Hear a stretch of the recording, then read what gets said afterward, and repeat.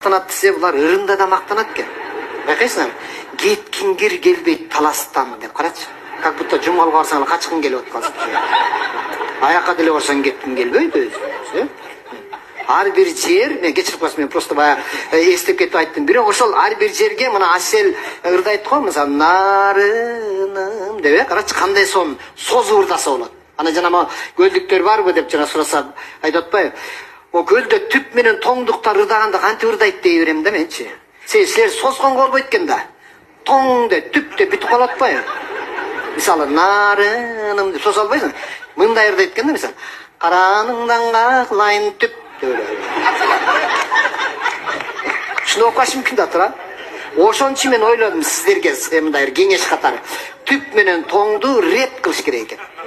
Мисалы түп түп түп тоң тоң тоң тоң тоң тоң тоң түп түп түп түп түп аягында дүң. Сен эмне күлүп атасың? Кочкор деле ошондой. Кочкор ырдап атканда мындай карачы бир аскалуу тоо кочкорум десең, кайсы кочкорду элестетериңди билбейсиң да. Же ошо кочкорду элестетесиңби, же бир кочкорду элестетесиң? Непонятно болуп калып атат да ошо жерчи. Жанында отурган